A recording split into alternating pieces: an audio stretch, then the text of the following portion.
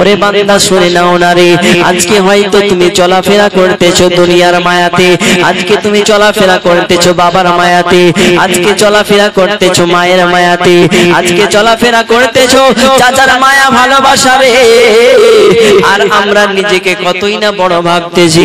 আজকে আমরা হিংসার পরে হিংসা করি, গীবতের পরে গীবত করি। আজকে ওরে আমি দেখতে পারি না, তারে আমি দেখতে পারি না। একটা কথা বলি রে যুবক, আল্লাহ তাআলা আমারে বক্তা বানিয়েছে, তুমি হিংসা কইরা করবা কি রে যুবক? এই গ্রামের আল্লাহ তাআলা প্রধানগিরি প্রধান বানাইছে, তুমি হিংসা কইরা করবা কি? আল্লাহ তাআলা তোমারে 10 বিঘা জমির মালিক বানিয়েছে, তুমি হিংসা কইরা করবা কি? আল্লাহ তাআলা আমারে টাকাওয়ালা বানিয়েছে, তুমি হিংসা কইরা করবা কি? আল্লাহ তাআলা কাউরে মালদার বানিয়েছে, তুমি হিংসা কইরা করবা কি? আল্লাহ তাআলা কারো সোনা দানা দেওয়ার মালিক দিয়েছে, তুমি হিংসা কইরা করবা কি? কেউ বাবা 10 তলা বিল্ডিং এর মালিক, কেউ আবার পুরো ঘরের মালিক। আপনারা জবান খুলে বলুন, কোটিপতি থেকে ফকির বানাই কে? আবার ফকির থেকে কোটিপতি বানাই কে? ওরে আমার যুবক, আজকে আমার টাকা পয়সা রয়েছে, আজকে আমার জমিদারি রয়েছে, আজকে আমার বংশ বড় বলে আমি অহংকার করে কারোর সঙ্গে খারাপ ব্যবহার করে চলতেছি, আমি এর গীবত করতেছি, ওর প্রতি হিংসা করতেছি।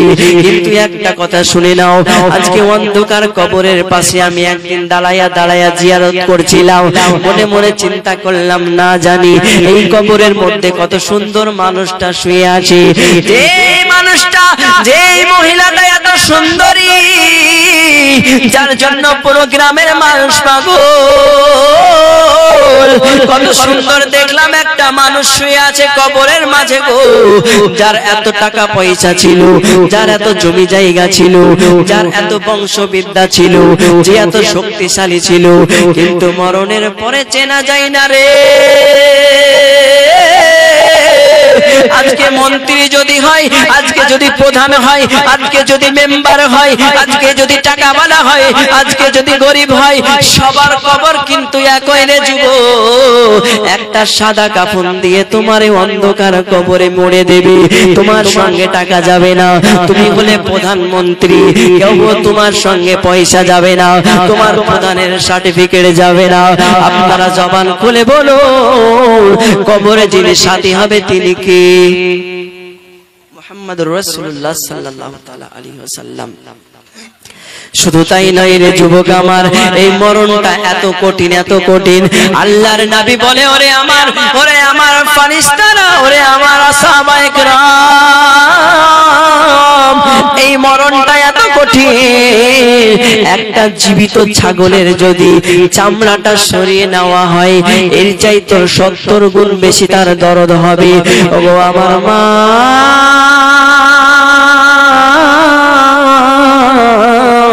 আজকে হয়তো কত সুন্দর করে ওয়াজ করতেছি, না জানি আমার ডাকটাও কখন পড়ে যায়, না জানি কখন কবরের মাঝে আমারে দেওয়া হবে, ওই অন্ধকার কবরে কখন জানি না জানি চলে যাব। আজকে কত মায়া করে আল্লাহ তাআলা বানাইলো, আজকে মা বাবার ভালোবাসা মায়ায় বড় হলাম, আজকে বাবার ভালোবাসায় মায়ায় বড় হলাম। আজকে যদি আমার গায়ে কেউ আঘাত করে, আমার চাচারা আসে, আমার বাবারা আসে, একটা কথা মনে রাখবেন রে ভাই, কাল মরণের পরে তোমার চাচা যাবে না, তোমার চাচি যাবে না, তোমার কেউ যাবে না রে।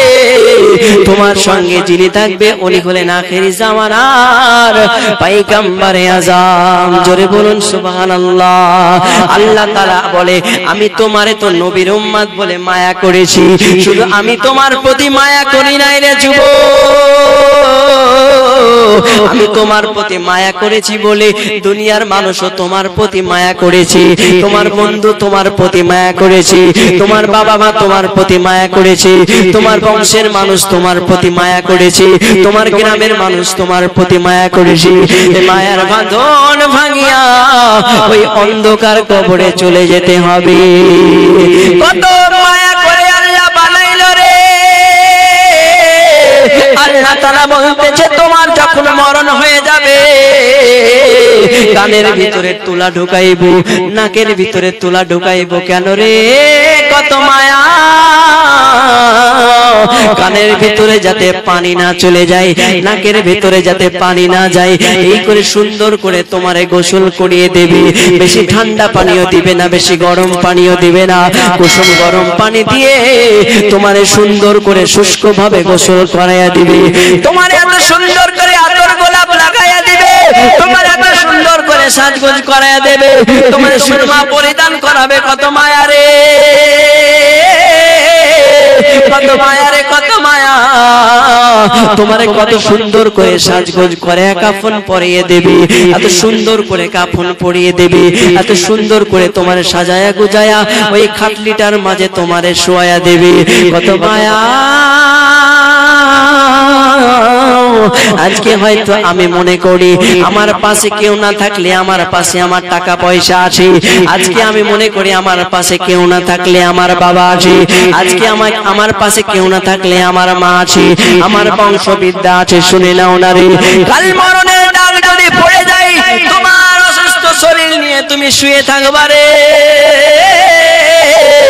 আজরাইল আলাইহিস সালাম আসবে, মালাকুল মাউত।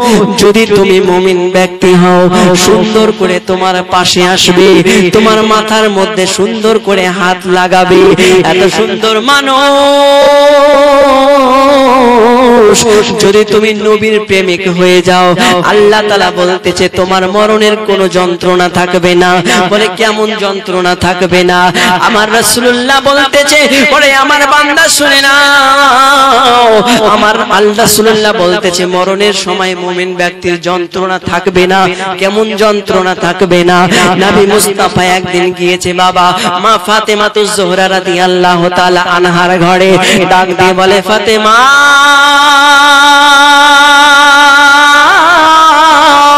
আমার হাসান হোসেন কোথায় আছে গো ফাতেমা? আমার মা ফাতেমা রাদিয়াল্লাহু তাআলা আনহা ইমাম হাসান হোসেনকে নিয়ে আসলেন।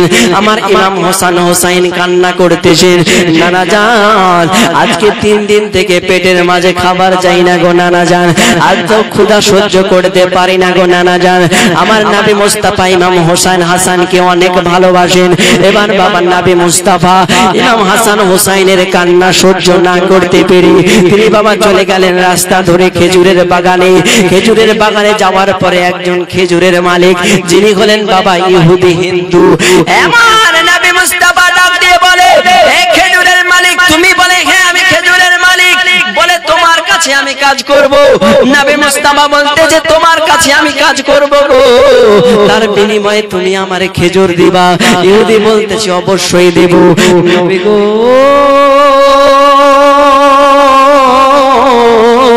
ইয়া রাসূলুল্লাহ ইয়া হাবিবাল্লাহ, একটা কুয়ার মাঝে নবী আমার নিয়ে গেলেন। সেই ইহুদি নবী মুস্তাফাকে কুয়ার কাছে নিয়ে গেলেন। যাওয়ার পরে বলতেছে ইয়া রাসূলুল্লাহ, ওগো মুহাম্মদুর রাসূলুল্লাহ সাল্লাল্লাহু আলাইহি ওয়াসাল্লাম, একটা করে কুয়া থেকে 1 বালতি করে পানি উঠাবে দড়ি দিয়ে টেনে টেনে, আর একটা করে তোমার জন্য খেজুর দেওয়া হবে। কিন্তু নবী আমার হাত দিয়ে 1 বালতি 2 বালতি করে পানি উঠাচ্ছেন। নবীজির আমার নরম নরম হাতের মধ্যে ফুসকা পড়ে যায়। নবী আমার উঠাতে উঠাতে 39 বালতি উঠাইলো গো। একটা বালতির জন্য 40 বালতি করতে পারে নাই। ওই রশিটা ছিঁড়ে পানিতে পড়ে গেছে। আমার নবীজি অনেক চেষ্টা করলেন, 1 বালতি পানি কিন্তু তোলা হলো না। সঙ্গে সঙ্গে ইহুদি নবীজির কাছে হাজির হলেন। কি ব্যাপার, তোমার 39 বালতি পানি উঠেছে, আর একটি বালতি পানি তুলে 40টা খেজুর আমার কাছ থেকে নিয়ে যাও। ইহুদি বলতেছে নবী গো 40 বালতি পরে তোমারে আমি খেজুর দেব, নয়তো তোমারে আমি খেজুর দেব না।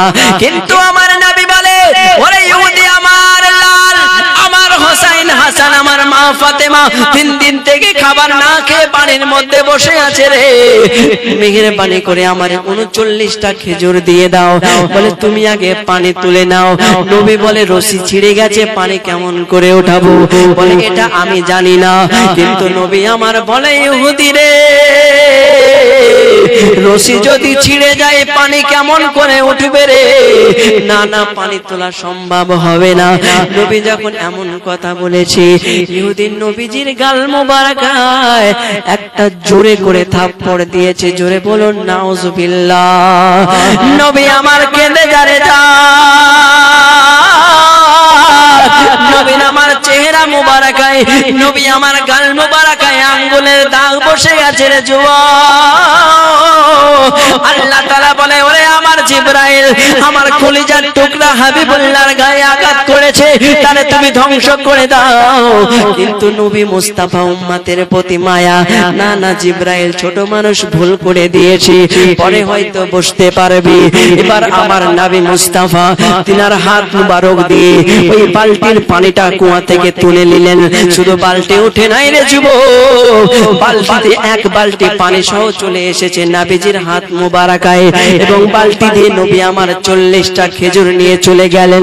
বাড়ির মধ্যে যাইতেছে নবী আমার, এমন করে ঘুমটা দিয়ে যাইতেছে, গাল মুবারকটা ঢেকে ঢেকে যাইতেছে। কেন? আজকে যদি আমার ফাতেমা দেখে নাই, আমার গায়ে আঘাত করেছে, আমার ফাতেমা খেজুর খাবে না। আজকে যদি আমার হাসান হোসাইন দেখে নাই, আমার গায়ে আঘাত করেছে, আমার হাসান হোসাইন খেজুর খাবে না। না না, নবী আমার এমন করে বাবা ঘুমটা দিয়ে চলে যাচ্ছে বাড়ির মাঝে গো। যাওয়ার পরে বলতেছে, মা গো মা, মা ফাতেমা তো জোহরা রাদিয়াল্লাহু তাআলা আনহা নবীজির কাছে আসলেন। ইয়া রাসূলুল্লাহ, নবী গো, ও ফাতেমা, আমি 40টা খেজুর নিয়ে এসেছি গো ফাতেমা, আমার ইমাম হাসান হোসেনকে খাইয়ে দাও, আমার তুমি খেয়ে নাও। এবার বাবা খাওয়া দাওয়া হয়ে গেল। আমার নবী মুস্তাফাকে ইমাম হাসান বলতেছেন, ইয়া রাসূলুল্লাহ, নবী গো, একটা কথা মনে রাখবেন, ইমামে হাসান হোসেন, মা ফাতেমা তো জোহরা, হযরত আলী রাদিয়াল্লাহু তাআলা আনহু, হযরত আবু বকর সিদ্দিক কিন্তু একই ছিলেন। কিন্তু কেউ নবী মুস্তাফাকে কখনো কেউ দাদা বলে ডাকে নাই, কেউ কখনো আব্বা বলে ডাকে নাই, কেউ কখনো শ্বশুর বলে ডাকে নাই। সবাই একটা ডাক দিয়েছে, ওগো হাবিবুল্লাহ আমার, ইয়া রাসূলুল্লাহ বলে। জোরে বলুন, ইয়া রাসূলুল্লাহ বলে ডেকেছে। আজ কিছু কাকতাড়ুয়া পা ফাড়ুয়া বলতেছে, নবী আমার ভাইয়ের মত বলে কিনা? আবু বকর সিদ্দিক বলতেছে, ইয়া রাসূলুল্লাহ, আবু বকর সিদ্দিক নবী মুস্তাফার কি হয়? জামাই। নবী মুস্তাফা হলো জামাই। আবু বকর সিদ্দিক এসে বলতেছে, ইয়া রাসূলুল্লাহ, নবী গো, আমার মা আয়েশার জন্য একটা পাত্র খুঁজতেছি। আবু বকর সিদ্দিক তো মনে মনে চায় আমার আয়েশার সঙ্গে রাসূল পাকের বিবাহটা হয়ে যাক, কিন্তু আমার আপনার নবী মনের খবর জানে কি জানে না। বলতেছি, ইয়া রাসূলুল্লাহ, নবী গো, আমার আয়েশার বিবাহ দিব, কিন্তু আপনার মতো একটা মানুষ খুঁজে পেলাম না। যাই হোক, এটা লম্বা ঘটনা। তো নবী মুস্তাফা আমার খেজুর খাওয়ার পরে বাবা মা ফাতেমা বলতেছেন, নবী গো, হঠাৎ করে কেন আপনার চেহারার মাঝে ঘুমটা দেখা যায়? নবী আমার বলতেছে, ফাতেমা কিছু নয়। ইমামে হাসান বলতেছে, ইয়া রাসূলুল্লাহ, আপনার চেহারার মাঝে ঘুমটা কেন? আপনার চেহারা না দেখলে আমার ভালো লাগে না গো নবী, আপনার চেহারার মাঝে কেন ঘুমটা দিয়েছেন? ইমামে হোসাইন ঘুমটা সরাইয়া দেখে নানার গালে দাগ 5টা আঙ্গুলে। ইমাম হোসাইন চোখের পানি ছেড়ে ছেড়ে কান্না করে, নানা জান, আজকে কি হয়েছে গো নানা জান? আজকে আপনার গাল মোবারকে কেন আঙ্গুলের ছাপ লেগে আছে? নবী আমার কিছু না বলে রাত্রি বেলাতে সেই ইহুদির দরজায় আওয়াজ দিতেছে। ইহুদি দরজা খুলে দেখে নবী মুস্তাফা সামনে দাঁড়ায়। ইহুদি যখন সামনে থেকে দেখলো এক বালতি নবী মুস্তাফা আঙ্গুলের ইশারায় পানি তুলে দিল, ইহুদি তখন চিন্তায় পড়ে গেছে, আমি কার গায়ে আঘাত করেছি, না জানি ইনি কে হতে পারে। রাত্রি বেলায় আমার নবীজি ইহুদির দরজায় আওয়াজ দিচ্ছে, ইহুদি দরজা খুলে দাও। ইহুদি দরজা খুলে দিয়েছেন, নবী মুস্তাফা সামনে হাজির, এত সুন্দর নুরানি চেহারা। বাবা ইহুদির ঘরটা আলোকময় হয়ে গেছে।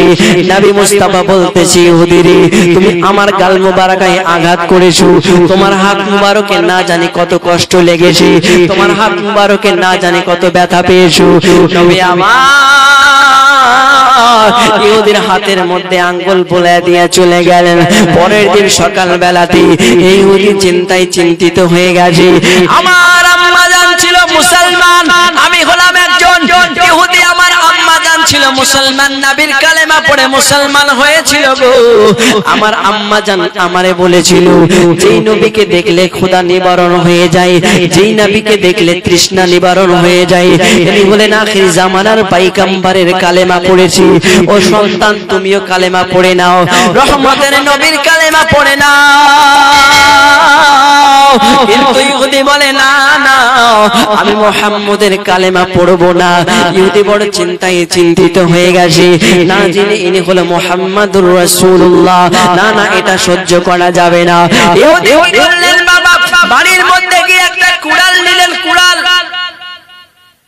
কুড়াল নেওয়ার পরে হাতটার মাঝে রেখে দিয়ে গো, হাতটারে এখান থেকে কেটে ফেলেছে। কাটা কাটা হাত নিয়ে রক্তাক্ত অবস্থায় ইহুদি কান্না করে মসজিদে নববীতে যায়। মসজিদে নববীতে যাওয়ার পরে একজন সাহাবী বসে আছেন, যিনার নাম হলো সালমান ফারসি রাদিয়াল্লাহু তাআলা আনহু। ডাক দিয়ে বলতেছেন, নবীর সাহাবী গো, আমার কামলিওয়ালা রহমতের নবী কোথায় আছে বলো। বলে, রহমতের নবী বাসায় আছে, বাড়ির মাঝে আছে। এই ইহুদি বাবা চলে গেলেন বাড়ির মাঝে। যাওয়ার পরে বলে, রহমতের নবী, ইয়া রাসূলুল্লাহ, ভুল করেছি নবী গো, মাফ করে দাও। আমার নবী মুস্তাফা বাবা দরজা খুললেন। দরজা খুলে দেখার পরে ইহুদি দেখতেছে কাটা হাত লইয়া নবীর সামনে দাঁড়ায়া দাঁড়ায়া কান্দে, নবী গো,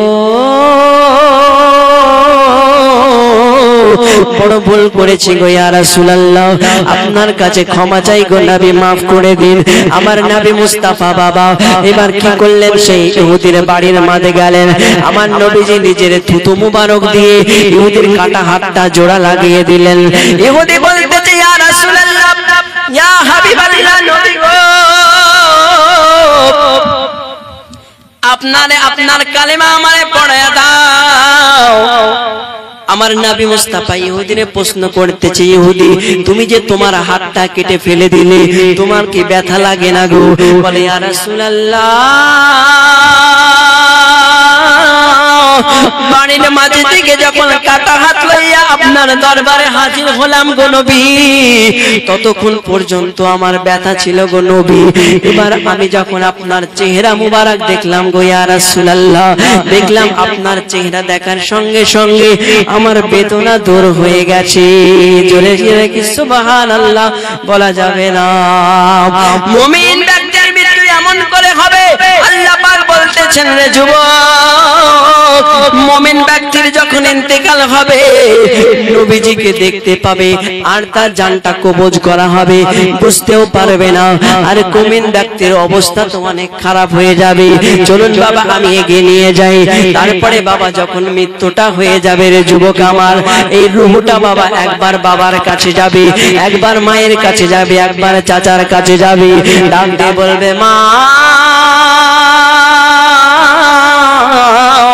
ওই লাশটা যেটা শুয়ে আছে গো মা, ওটা তো আমি নয়, আমি আপনার সামনে দাঁড়ায় আছি। আব্বা গো, ওটা তো আমি নয়, আমি আপনার সামনে দাঁড়ায় আছি। কিন্তু শুনতে পারবে না রে বাবা। আজকে আমি বাবারে আপন মনে করতেছি, আজকে আমি মারে আপন মনে করতেছি, কিন্তু মরণের পরে আমার বাবা আমার কথা শুনে না, মরণের পরে আমার বাবা কেউ আমার কথা শুনতেছে না। এবার বাবা যখন খাটলিটা ঘাড়ে করে নিয়ে যাওয়া হবে, কত মায়া করে বাবারে আমার, কত মায়ার জালে ভরা যে লোকটা কোনোদিন কাঁধের মধ্যে কোনো বোঝা নেয় না, যে লোকটা কোনোদিন কাঁধের মধ্যে কোনো কিছু নেয় না, আজকে তোমার এত বড় শরীরটা খাটলিতে কাঁধে করে নিয়ে যাবে কত মায়া রে। এই মায়ার ভাঙন ভাঙিয়া অন্ধকার কবরে যেতে হবে। খাটলির মাঝে দেখবো আমার বাবা আমার নিয়েছে, আমার চাচা মামা নিয়েছে রে। আমি আমার বাবারে ডাক দিয়ে বলবো, আব্বা গো, ওই অন্ধকার কবরে তো আমি থাকতে পারবো না গো আব্বা জান। আজকে ঘরের ভেতরে একাকিত ঘরের মাঝে আমি থাকতে পারি নাই। আজকে আমি কেমন করে আপনার কাছে থাকবো গো আব্বা জান।